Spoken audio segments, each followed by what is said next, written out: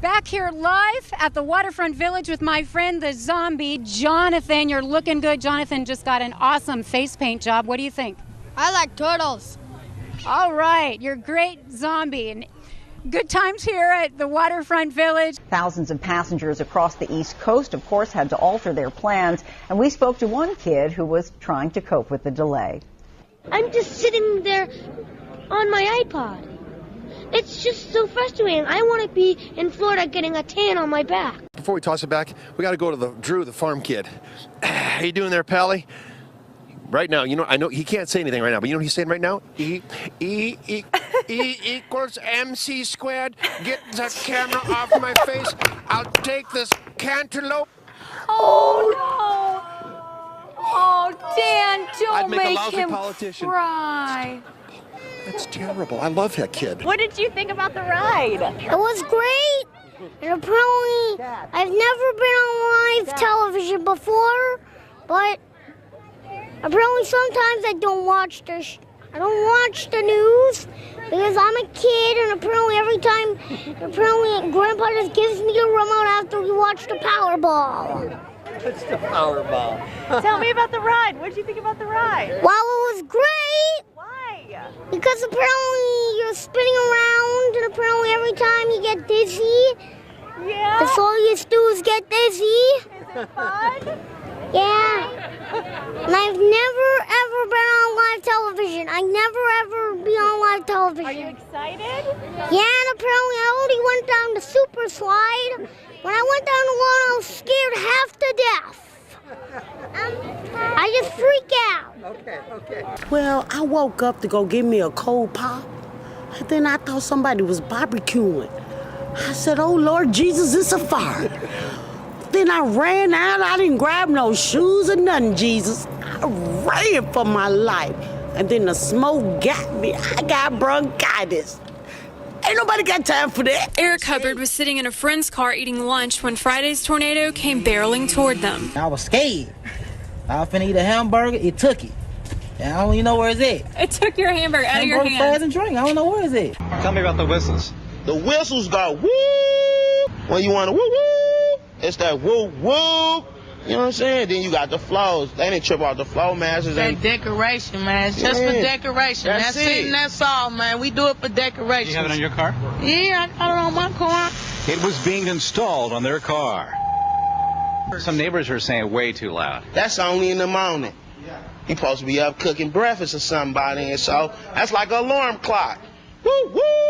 How's it feel to get the power restored? It's been 5 days, hasn't it? Hey, I'm so glad the power come back on because I was burning up. Lamasa Pace said she was thrilled to see all the power trucks rolling down her street, South Military. The whole street was lined up with them cherry pickers and all them crew. I said, You said hallelujah. I go like, hot dog, look at that, boy, look at that thing. How well are you going to sleep tonight? You bet I'm going to sleep like a baby. Drink me some good old Kool-Aid and drink me some cool big jug of ice or Kool-Aid and go to sleep like a baby. Kelly Dodson was asleep with her little girl inside their apartment on Webster Drive when I was attacked by some idiot from out here in the projects. He tried to rape me. He tried to pull my clothes off. Well, obviously, we have a rapist in Lincoln Park.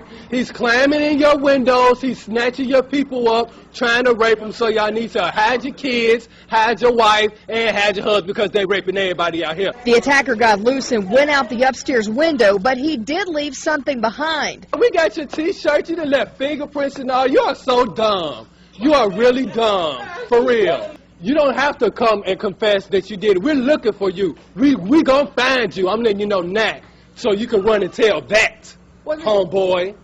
Heard screaming. I meet my McDonald's. I come outside. I see this girl going nuts, trying to get out of her house. So I go on the porch. I go on the porch, and she says, "Help me get out. I've been in here a long time."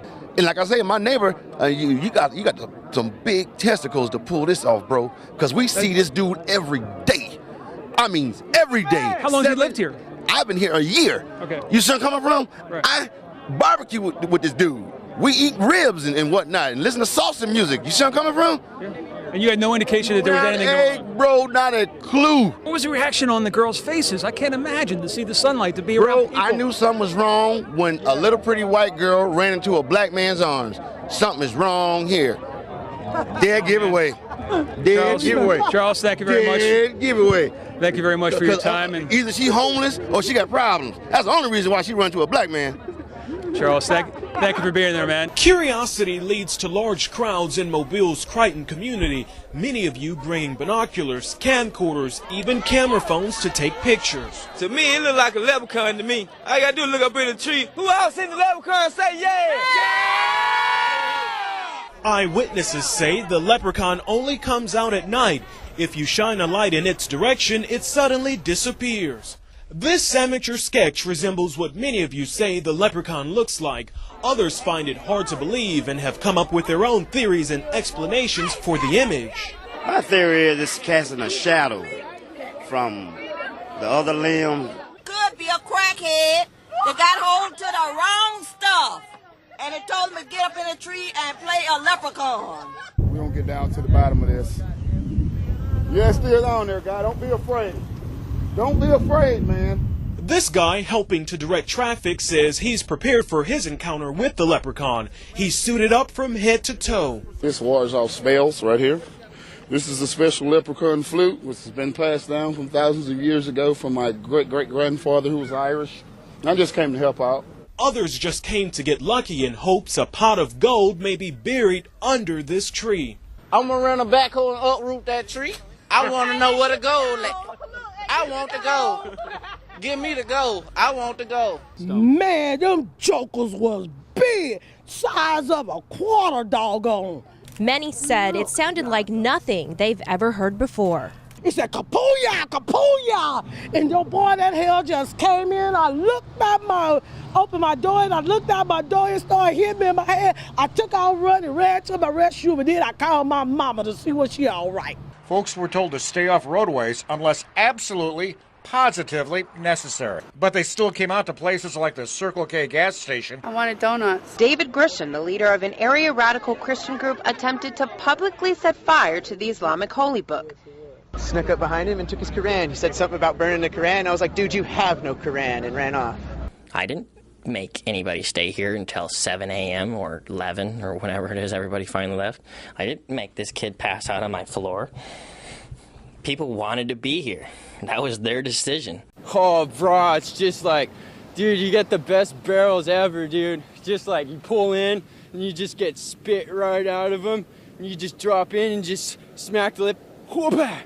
Drop down, snap, and then after that, you just drop in, you just ride the barrel and get pitted, so pitted like that. I ain't no robbing type of person. I wouldn't do nothing to no innocent man. I've been robbed. I've been pistol whipped. They got that on file. I'm innocent. I ain't do nothing. I don't know what's going on. All I know is my side of the story. I can't tell no other story. I'm innocent. And Mama, I love you. P.O.P. all the time. Right, these all good pimp squad, baby, for life. Surveillance tape is catching a routine morning at this gas station on Bannister until chaos erupts. I was putting one more tap of coffee in my coffee cup, and out of the corner of my eyes, I saw two guys come in, one with a black hoodie, one with a white hoodie. And the guy with the black hoodie said, "We want your money, everybody up front and down."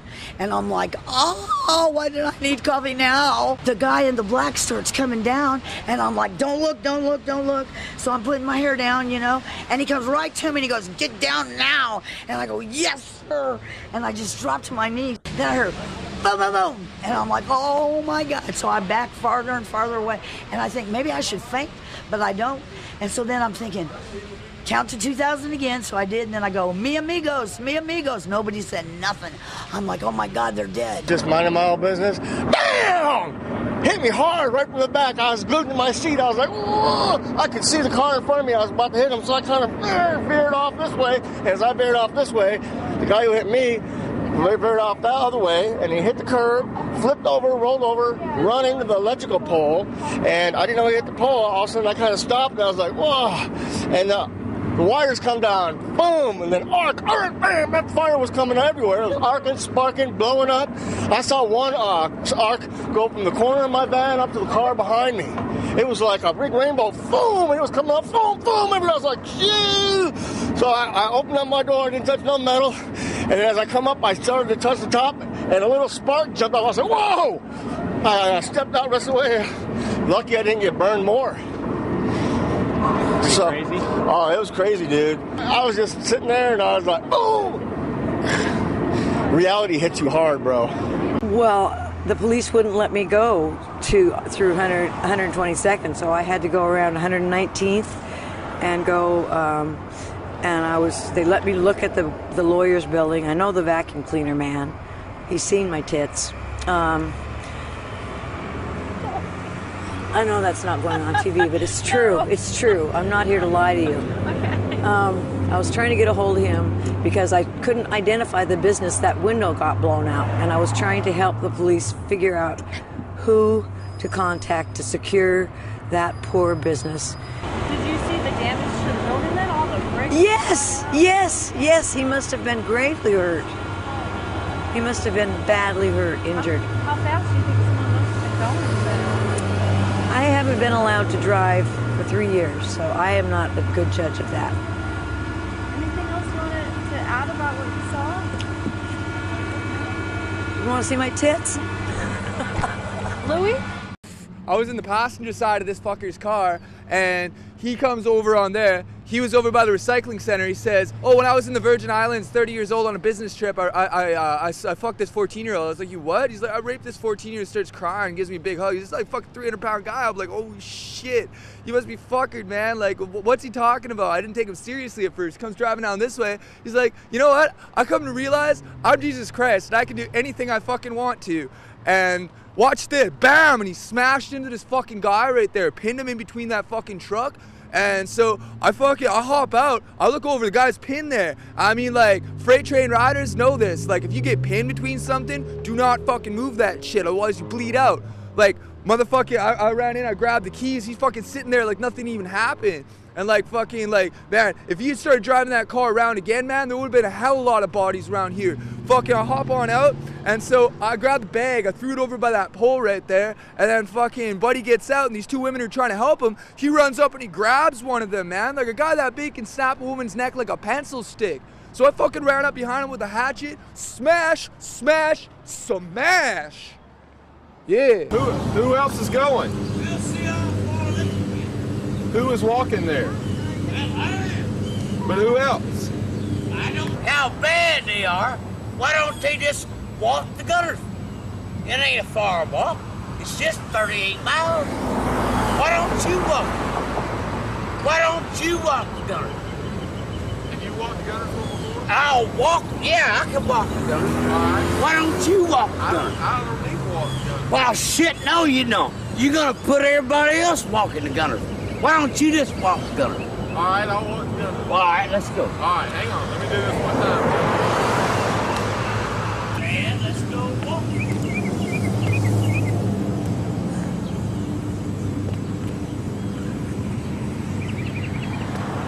How about strutting that ass? You'll be so goddamn fucking tired, the time you get to New Hope, you won't be strutting that ass. You'll be so goddamn fucking tired by the time you get to New Hope that you won't be strutting that ass. You'll be. What's got you so mad today? Me? Yeah. Because everybody wants to run. Everybody wants to run. That's good. Run here to Guntersville. I'll walk. I'll be right behind them and see how far they can run. It's a chauvinistic pig attitude that you're gonna do something because you work at the Arsenal and you got a fucking Mercedes-Benz, and you ain't gotta walk every day, so you gonna get out and strut that ass, strut that ass, strut that ass, strut that ass, strut that ass. When you start walking, my friend, and you get 10 and 15 miles on the highway, you won't be strutting that ass. You'll be half dead by the time you get there. So it's a chauvinistic pig attitude that Clinton's got. Strut that ass, strut that ass, strut that ass, strut that ass. And when you walk about 15 or 20 miles, you won't be strutting that ass. You'll be so fucking tired, you won't be hard to hold an ass up. You won't be strutting that ass.